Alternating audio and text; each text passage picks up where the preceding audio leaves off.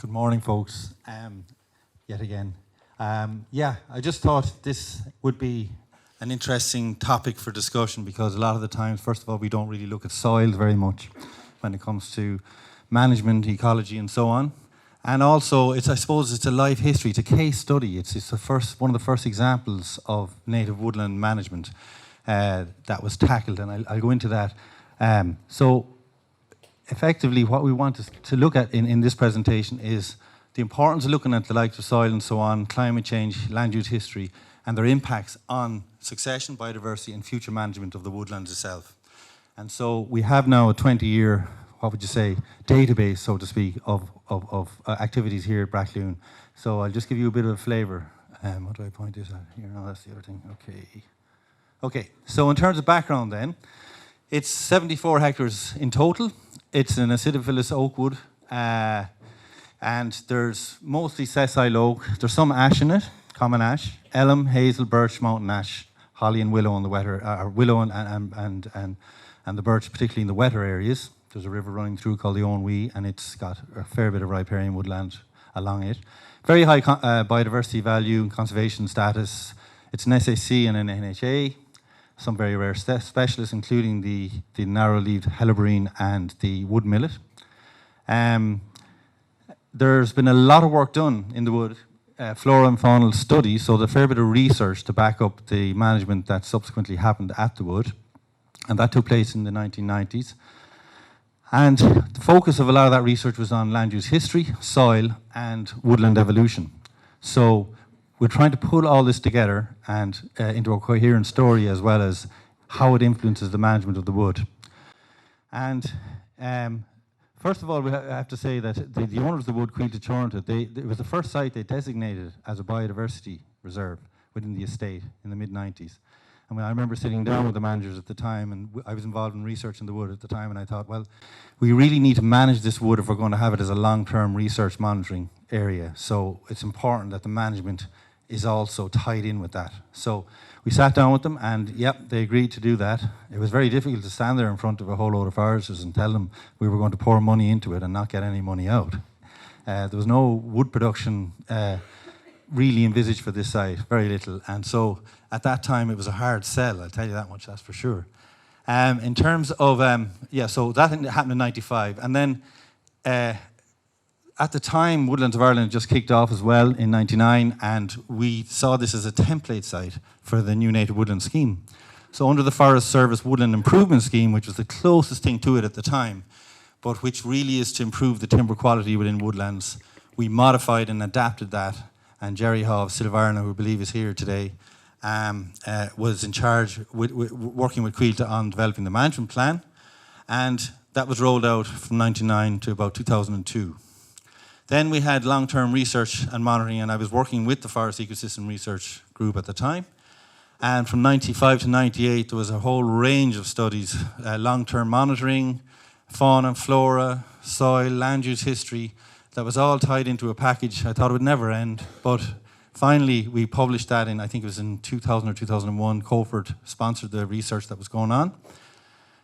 And it's still today managed in terms of a long-term monitoring the effects of atmospheric pollution on forest ecosystems throughout Europe. This is one of the stations, and Cuilta are in charge of that, and that's still ongoing. So there's still data being collected on the site, even though a lot of the management and the other research that was going on is at a much lower level now, much lower. So, very importantly, we got on board the local community.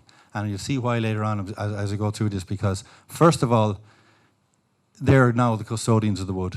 And that's really important because these things come and go. These monitoring and management initiatives and so on, they come and go. But if you have a local appreciation of your woodland and school children visiting the woods and doing their projects and so on, that reinforces it.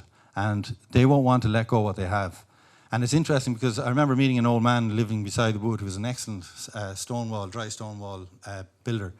And he said, oh, geez, he says, the only time I ever went into that wood was to poach a salmon in the river or take a bit of holly out for Christmas because it belonged to the landlord.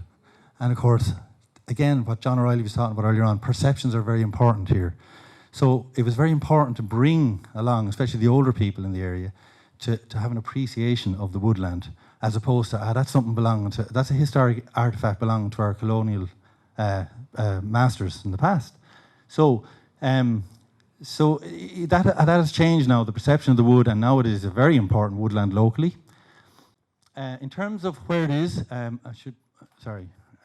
it's just here on the eastern flanks of Croagh Patrick. This is Westport Bay and Clew Bay, north of that again. And so it's subject to a fairly temperate oceanic climate, about 1,500 to 1,800 mils of precipitation annually. And so it is one of these woodlands that you see, even the branches of the trees are just covered in lichens, bryophytes, mosses, the cryptogams. And some of them, you can even see saplings growing on the boughs of trees, some of the older trees and so on. So it's a fascinating place. It's full of wildlife, but also full of cultural interest. And I'll bring you back to the local community on that later on, because that was the key. That was how we managed to get local involvement. It wasn't so much the biodiversity, but the cultural and historical aspects of the wood that really attracted the attention of local people. And I'm just showing you a map. This is the 1842 edition of the Ordnance Survey map of the area. And I point these things out because, aside from all the biodiversity that we'll point out later on, you have a Christian age ring fort and souterrain, an underground cave where foodstuffs were preserved, and also for defence. People used to go down into these areas or go down into the caves if they were being attacked. And we have a stone circle. We have Brackloon Lock. I put that in there because it's now filled in, but it's also where we got our pollen cores for the studies we did later on. A wood manager's house from the 19th century, and standing stones, which can be Christian or pre-Christian as well. We're not sure about the exact dates of those. But so there's all these different culture as well as ecological features which feed into the story. And if we take the first in terms of vegetation, this was done with Fraser Mitchell and Sebastian von Engelbrechten. And we can see here just a couple of features to note. First of all, you can see that these are radiocarbon dates from the Brackloon Lock. This core was taken, and we had a full palynological history from the core, because it was about, I think it was something in the region of 40 feet in depth. So we were able to go right back to the opening of the post-glacial period, 10,500 years or so. And then we have a number of dates, key dates from the pollen core up along here from the sediment that then are tied in with the various tree shrubs and herbs and so on. So just a couple of key things here. First of all, you can see trees and shrubs dominated the profile right up to about 3,000 years ago, to the Bronze Age. And then you can see then the herbs start coming into it. And you can also see some of the trees, some notable trees here, like pine was present in the wood. It's gone now. Early on in the post-glacial, we have a predominance of hazel. That reflects better quality soils, which we'll talk about later on. They're not there either. The soil quality in terms of fertility has deteriorated in the meantime. We have a predominance of oak, and then of course elm. You can see here was pretty common up to about 5,000 years ago, and then it subsequently declined, thought probably from Dutch elm disease. And then we have the wetter periods here, denoted after the Bronze Age by alder. And you can also see the likes of ash here. Ash is present in the woodland at low enough concentration, but it's there throughout the whole post-glacial, really, or from about at least from 7,000 BP or so. So you also see an increase in the things like the more acid-loving plants, like the heathers, like the Ericaceae here. You can start seeing them appearing, and that's also a sign that the soil is more suitable for the likes of heathers and more acid-loving plants. Likewise, Calluna, you can see it here. That's more of the heather family. So, and then just to show you, correspondingly then, you also have an increase in the grasses, in plantain, in order to the agricultural vegetation, which shows, especially after about 3,000 BP, you started 3,000 years ago, you started to see the agricultural communities and the impact of land, of forest clearance in the area. So we have a nice little picture built up from pollen diagrams, and I think we had 3 diagrams, one from a lake core and two from the woodland itself in deep peat areas, okay, or relatively deep peat areas. So we know now from the pollen work the following. We have Neolithic evidence from about 5,600, permanent settlement around 3,000 BP. Vegetation change, of course, started because of succession well before human impact, but it really accelerated and went in different directions than one would normally expect. And then we can see that human impact became the dominant factor, especially from around 2000 BP onwards. So the things to look out for that are of interest: ash, hazel, and elm were abundant in the past, and Scots pine, but now they're gone. As is yew, aspen, and juniper, elderberry, crowberry are now extinct. In terms of vegetation, then, the Brightfield surveys concluded that although there was appreciable biodiversity, they're impacted negatively by human impact, as well as poor structural diversity, fragmentation, isolation even within the woodland, because you have different soils now and you have different communities of both flora and fauna associated with those soils, and site limitations. It's a small site, so 80 hectares isn't a huge site. And then, of course, we have the usual story: introductions, rhododendron and beech is particularly a problem there as well. There's been a lot of archaeological work done. I'll just fly through it, but basically we have a megalithic tomb in the townland, Follock Fias, again showing the influence of human impact, stone circles. And we tend to look at these woodlands often as pristine and untouched, but really when you start poking around, especially with a soil auger, as well as looking at the archaeology, you realise these woodlands are nothing what they used to be before humans came along. And that's not to say that all human impact is negative, but it's just bear this in mind because it has an influence on the future management as well. We've charcoal hearts in the wood where there was munitions made for the Sarsfield conquest. We know that from documented history.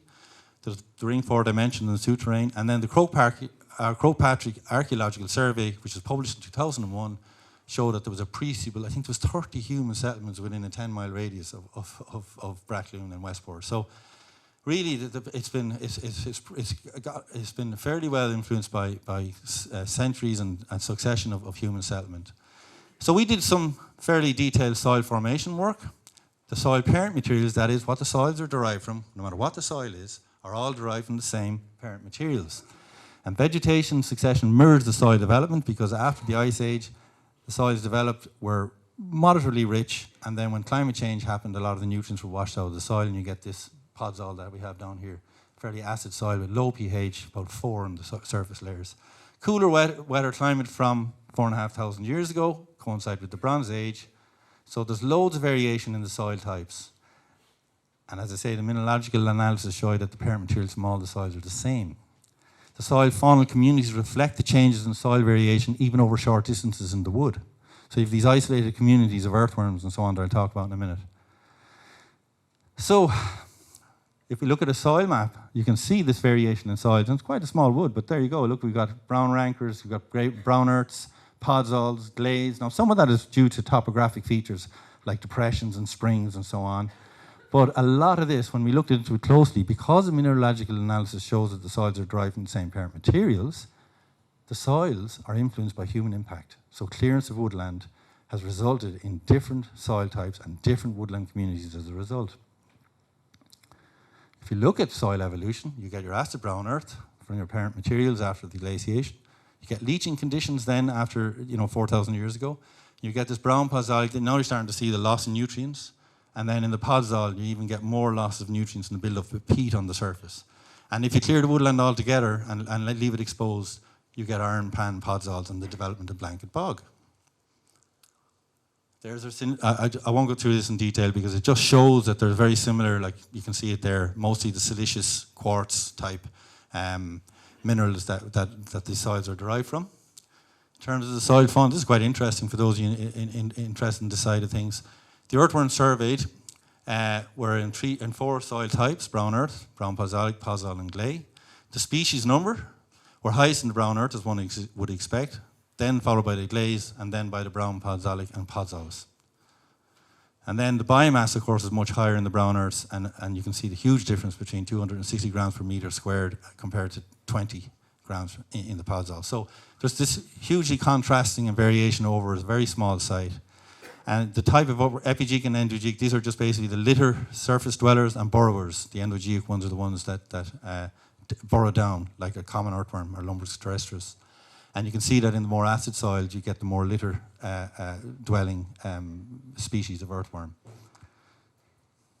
So when you pull it all together, this, by the way, is a charcoal heart down here, and the soil in that is a podzol as well, and that's all charcoal up here with a peaty surface, and then your leached horizons down here. So there's a couple of these hearts in the wood, and we did a lot of studies in that area. So the pollen analysis and the radiocarbon dating, historical records, soil fauna, vegetation, indicate continuous human change of woodland dynamics, primarily influenced by human impact in the last 3,500 years or so. And then climate change and disease aspects, of course, is the Dutch elm. Not unlike the ash dieback today, it'll have a huge impact. We estimate the ash dieback will, and similarly elm decline if it's almost wiped out. And the climate change, of course, the wetter climate leading to more leach soils and the change in woodland succession as a result, irrespective of human impact. And then, of course, the human impact itself, millennia, repeated clearing and felling, but not consistently over the woodland. In different parts of the wood, there was more felling than in other parts. And these are the parts that are least productive in terms of fauna and flora and the soils. Soils are most infertile in those woods. And then, of course, we have the fragmentation that results from that and the soil impoverishment. We have serious implications then in deciding how do we manage the wood at a micro scale, never mind at a macro scale. So there's all sorts of issues when you run through it. In 1999-2002, under that woodland improvement scheme, the exotic and naturalized species were taken out. Reduction of grazing pressure, fencing, all the usual stuff. Enrichment planting and natural regeneration. And we diversified the species by putting in Scots pine, bit of cherry, and so on. And then there was natural regeneration as well as the planting. There's very limited wood production. There's some areas that show good birch quality, and that would be done under continuous cover. And the woodland structure back in the red areas are areas clear fell of the underplanted conifers that were planted in the 50s. So that's what it looked like in 96, and then today. Your natural regeneration is in yellow, and the broadleaf high fires and our planting areas are in brown. So now you've got a nice staggered age structure with different species, natural regeneration versus planted areas versus or plus the old forest areas that were there in the first place, which are the dark green. Key issues then, what type of woodland should we promote and at what scale? How we do it. Where soils are severely degraded, should we promote woodlands at all? Because you could argue you nearly need fertilizer in those areas. They're that depauperate. They're going towards blanket bog. They've been seriously degraded. Should the current even age canopy be restructured? And we'll see this tomorrow in the excursion as well. It's just abandoned oak coppice, and we have serious structural problems in the woodland as a result. And is wood production appropriate? Some people say it is, some people say it isn't.